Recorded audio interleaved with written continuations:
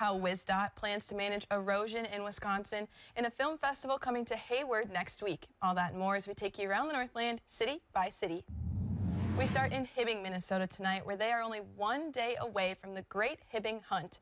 Hosted by Hibbing on Howard, the City of Hibbing, Community Education, the Chamber of Commerce, and several other local businesses, the Great Hibbing Hunt is a giant Easter egg hunt for students in 6th grade or younger. Originally set to take place on a football field, there will now be 20,000 plastic eggs hidden indoors at Lincoln Elementary School.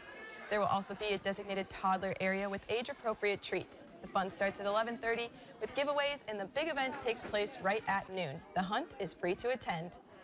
And next we head to Bayfield County, Wisconsin, where residents are invited to provide their thoughts on proposed work to local bridges. The proposal would have large, heavy stones placed around bridges on U.S. Highway 2 that are currently facing erosion issues. The bridges are located over Fish Creek in the towns of Barksdale and Eileen. The project would stabilize the piers and prevent further erosion, as well as replace the existing guardrail. Traffic would remain open but condensed to a single lane. Comments are open through the end of the month.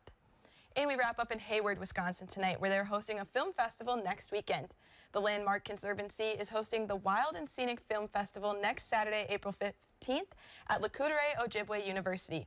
There will be over 10 films shown, including Breaking Trail, a film about Emily Ford and her dog Diggins, as she set out to become the first woman and person of color to through hike the 1,200-mile Ice Age Trail in the winter. There will be in-person or virtual attendance options, and we'll have ticket information at northernnewsnow.com. And as always, if there's something going on in your neighborhood that you think we should know about, send us an email, and it might be featured as we take you around the Northland, city by city.